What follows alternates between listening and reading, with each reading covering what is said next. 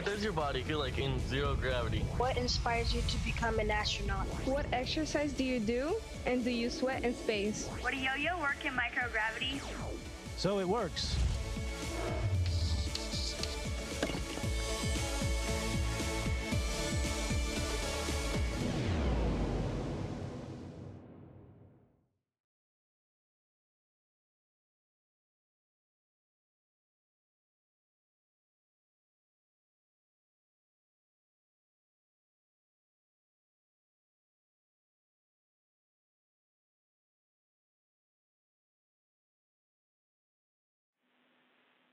Station, this is Houston. Are you ready for the event?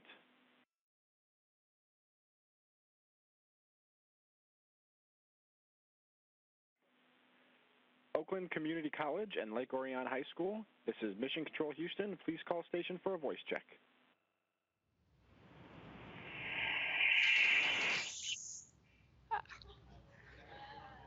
Do I repeat? Station, this is Oakland Community College and Lake Orion High School. How do you hear me? Hello, is that Professor Martin? We've got you loud and clear. I'm Spencer Martin, and I've taught well over 15,000 students at Oakland Community College since it opened in 1965. There are no other former students who have looked down on me from such a great height as astronaut Drew Feustel. I'm proud to have had him as a student. Hi, Drew. Hi, Ricky. Thank you for joining 200 students from Drew's two Michigan schools, Lake Orion High School and Oakland Community College. We are at OCC's Auburn Hills campus with over 1,000 students participating in other classrooms. Now let's get to the student questions. Have fun. Hi, I'm Sam. I'm from Lake Orion High School. My question is for Drew. How did your time as a Lake Orion Dragon help prepare you for this mission?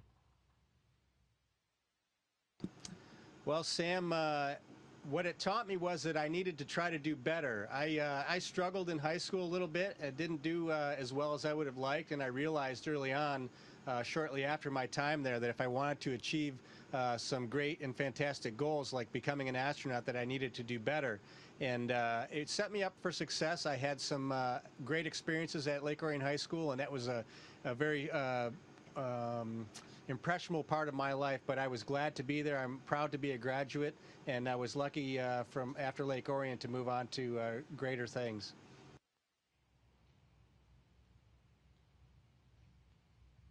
Hi, I am Cassie from Lake Orion High School, and my question is for Ricky.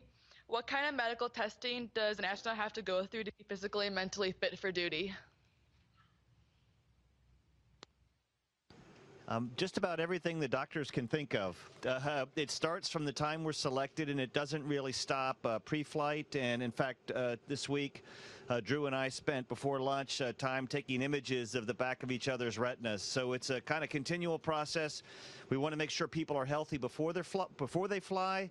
We want to have a baseline of data for when they fly, and then we want to collect data before, during, and after the mission to see how this environment changes us. Thank you. Hi, I'm Peyton from Oakland Community College, and my question is for Drew. What does Expedition 55 currently entail for you personally? Is there an area you're focusing on, or is it more of a group effort in all aspects? That's a great question. I would say that our time spent here in space really is a group effort. We have a number of experiments, research, and also repairs and modifications that we make to the space station on a regular basis, and we work together. On different days we can all be doing some of the same tasks that another had been doing on a day previous, so a lot of times we'll pick up where another astronaut has left off, and during the day, if we're not done with our activities, or if we are done, we'll help the other our fellow crewmates finish up their work for the day. So we try to work together and make sure all the tasks get done each and every day as a group. Awesome.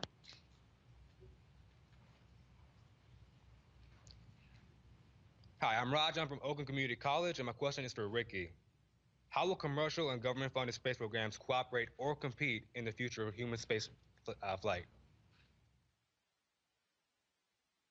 Yeah, it's interesting times for commercial space, and I think it's a little bit of both. We've been working with commercial partners for a long time, and it has just continued to grow, both here on the space station and also for crewed vehicles, which are going to fly to and from the space station here shortly. So I think it's going to be a big team effort. There are limited resources for space exploration. We need to use those resources together to set out and explore the solar system.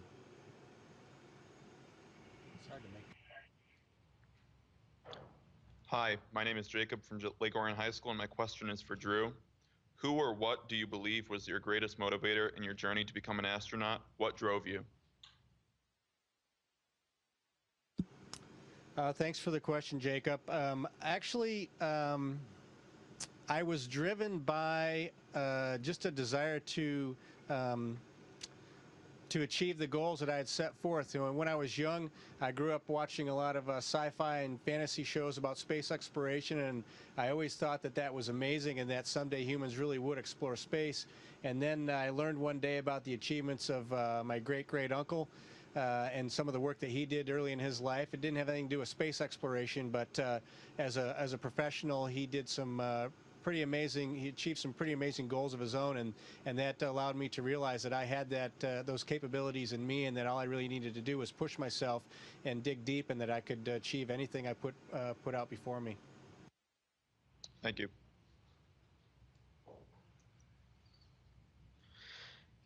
Hello, I am Jacob from Lake Orion High School, and my question is for Ricky.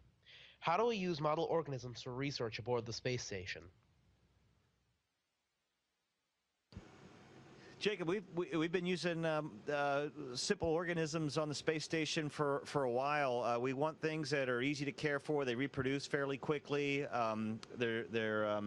We've used, I know, planaria, flatworms, and Drosophila. If you've taken genetics, you'll know Drosophila. It's just the common fruit fly. Their genome is really well understood. They reproduce very quickly, and you can really understand what's going on in simple genetics and even on the molecular level.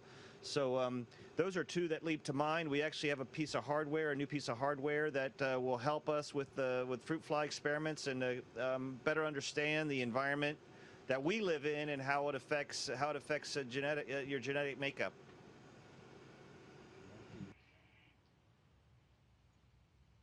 Hi, I am Robert from the Lake Orion High School, and my question is for Drew. Does it ever get difficult working with other people in the International Space Station when your countries aren't always on best terms politically? How do you deal with that?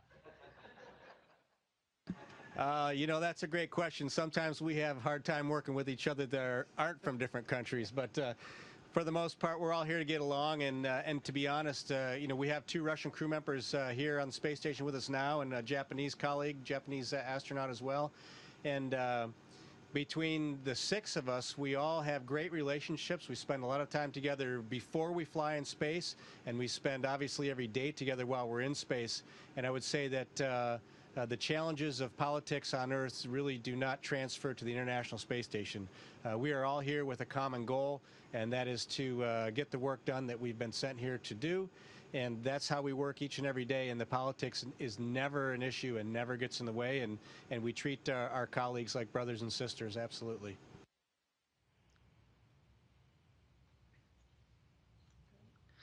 Hello, I'm Steve from Oakland Community College, and my question's for Ricky. How is it sleeping in space, and is it difficult to adapt? For me personally, I think that's one of the most difficult adaptations to coming to space is just trying to sleep in the absence or in microgravity environment. We are so used to, you know, you lay down to go to sleep, and here you can't. You're kind of up against a wall. It's a real challenge. We actually have a sleeping bag that we use. I use bungees to kind of bungee myself to the wall. And it just takes a little while, but probably after about a week or so, you start to sleep a lot better. And then as the mission goes along, your body adapts and adjusts, and you sleep fine. Good morning. My name is Marcella Carter, and I'm from Oakland Community College. My question is for Drew. Obviously, you studied and trained for becoming an astronaut, but now that you are in the field, what is the most unexpected thing that you have experienced in space? I would say the thing that has been most unexpected to me being in space is the desire to want to be back on Earth. And I think that's because when we look down on the Earth each day, we see its great, immense beauty, but we also know that our families and friends are down there on the planet. And so it's the great dichotomy, I guess, of the astronauts, is that when we're in space, we want to be at home, and when we're at home, we want to be up in space. But that was a big surprise to me, is the real desire to want to be back with loved ones, knowing that you're home and everybody was down there on the planet. Thank you. Hi, I'm Ryan Hammond from Lake Orion High School. This question is for Ricky. After seeing events like the Challenger explosion, were you ever discouraged from becoming an astronaut?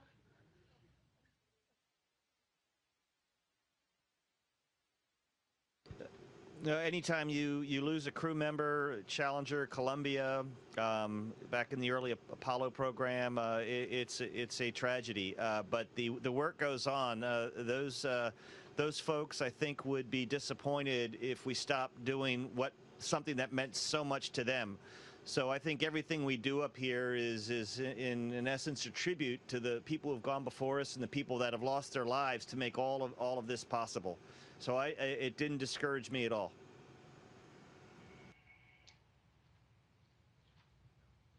Hi, my name is Oliver and I'm from Lake Orion High School, and my question for Drew is, how have college experiences, work and life experience, career choices translate into becoming a NASA astronaut? Well, I think the key is you have to decide for yourself what it is that you want to do, and that's what I did early on. I set a very high goal for myself of trying to become an astronaut. But to get here, I didn't do anything in my career that was specific to being an astronaut. I simply found something I loved, which ended up being geology and geosciences. And because I loved that work so much, I was quite good at it, or I thought I was good at it, and I was able to excel in my field. And that put me at the top of the individuals that were also applying to be astronauts. And so I think the key is set your goals high, find a job that you love, and find some work that you love, and that will allow you to do really well and make you more competitive ultimately for whatever it is that you want to do. Thank you. Hi, I'm Alec from Oakland Community College, and I have a question from Robin for Ricky. The space race of the 1960s serves as a catalyst for unity in our nation. How do you think a manned mission to Mars would impact our nation and international partners?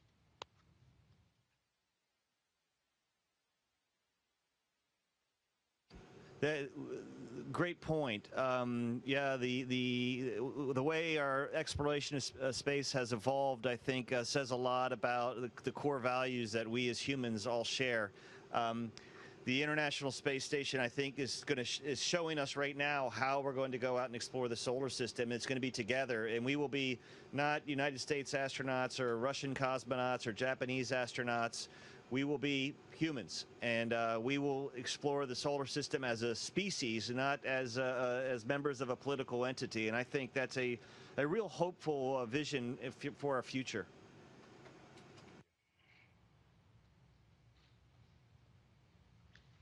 I'm Jack from Lake Orion High School, and my question is for Drew. What is the greatest and possibly most challenging aspect of being on the International Space Station? And what's your solution to overcome this obstacle? I would say living with these guys. I think Ricky expected that. You know, I would almost say there aren't challenges. We've prepared for this for so long that we're ready to be here and we're ready to work. The challenge is being away from your loved ones. That's definitely the one of the greatest impacts on our lives. But the fulfillment that we have in the work that we do and being here and being able to observe the planet like we do is simply amazing. And so the challenges are few. I would say the big one is just being away from home and being away from our loved ones. But it's just an amazing opportunity for all of us, and we're thankful to be here. Thank you. Hi, my name is Christina, and I'm from Oakland Community College, and my question is for Ricky. If in your lifetime you somehow came into contact with other life forms, how would you go about communicating with them, and what would you ask them?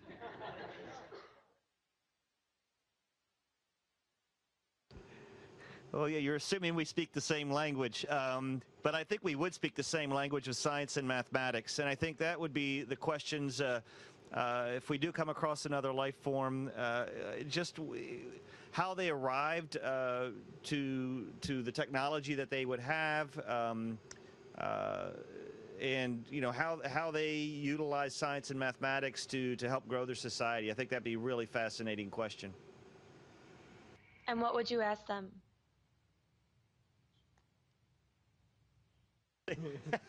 The obvious ones, take me to your leader, but I would ask them about their home planet. I mean, I think that our view up here, everyone goes home, I think, changed after looking at your home planet from our perspective. We're very fortunate that way, and I think I would ask them about their home planet and what it was like and what they meant. The questions you were asking us, I think, would be very similar to the questions I would ask them. Thank you. I am Hannah from Lake Orion High School, and my question is for Drew. What classes should I take now if I wanted to be an astronaut?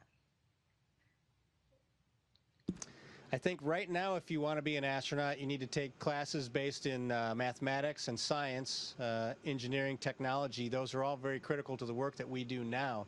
I think in the future, people with any degree will be working in space, and so you just space workers as we achieve the ability to live in space and have larger numbers of people in space or off our planet, maybe on the surface of the moon, maybe on the surface of Mars. There would be greater need for much broader category of people, workers that are in those places. But right now, the key focus is on mathematics and science and engineering and technology classes.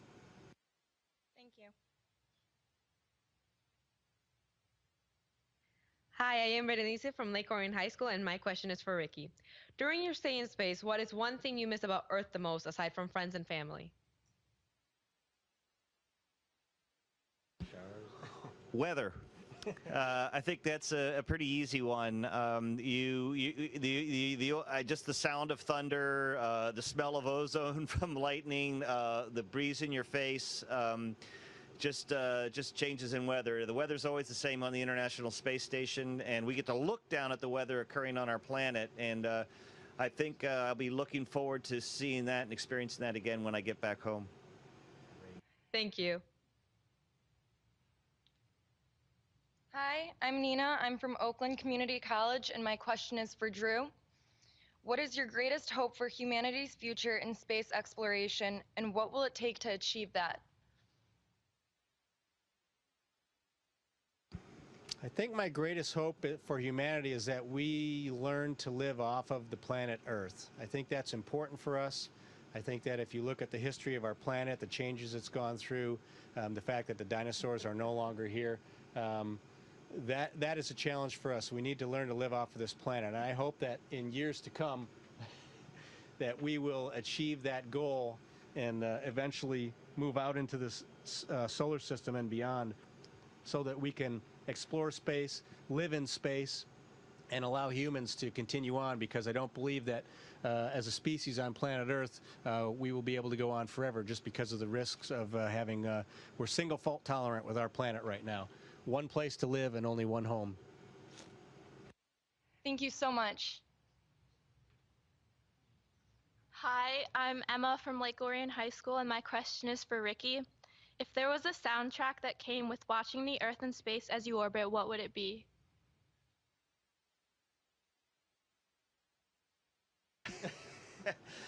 We kind of have one.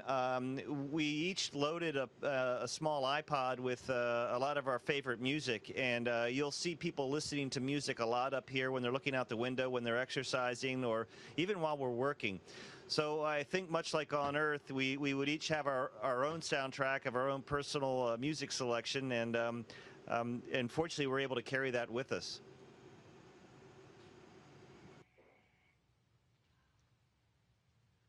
I am Derek from Lake Orion High School, and my question is for Drew. How much time and devotion did you put into your schooling in order to have a career you have today?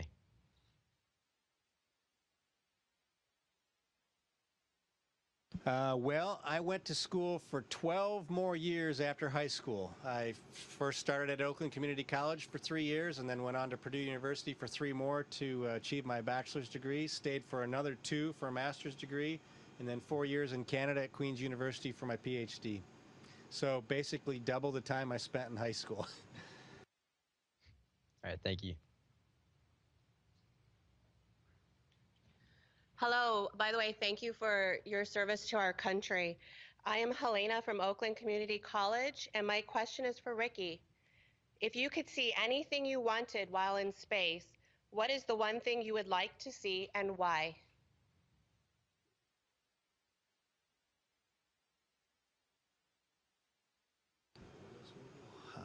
Wow. We get to see a lot of the Earth while we're traveling over it. I think I would. It's kind of an idealistic view, but I'd like to see the Earth as peaceful, to be as peaceful as it looks from above. The Earth is a remarkable planet. It's incredibly beautiful. Like Drew said, we spend a lot of our time thinking about, boy, I'd like to be there and I'd like to be there. But you know, intellectually, that it's not everything that's happening on our planet is beautiful and peaceful. And to have the Earth be like we see it would be a remarkable thing. Thank you. Hi, I'm Dave from Lake Orion High School, and I have a question from Oliver for Drew. How has collaborating with other astronauts with different backgrounds and cultures changed your perspective on the world? Well, I think that's a key component of the work that we do up here. This is an international space station. We do train and work with astronauts from all over the world.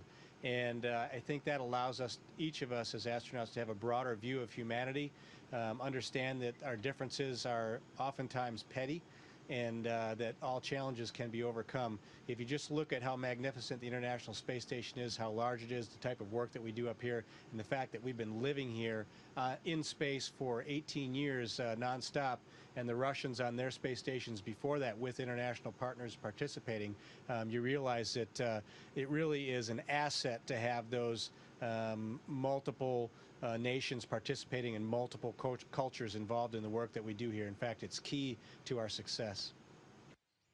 Thank you. I am Megan from Oakland Community College, and I have a question from Robin for Ricky. Why haven't we been to the moon for decades, and why are we going back?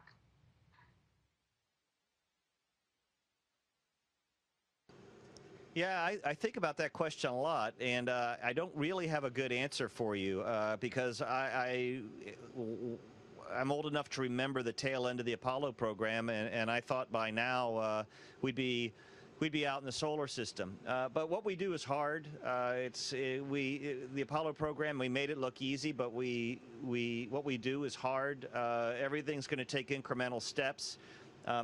And frankly, we live in a democracy, and I think if the American people wanted us on the moon, we would be on the moon. And so we have a lot of support for our space program, and if people need to let folks know what they want from their space program. I would like to see it again in my lifetime, for sure.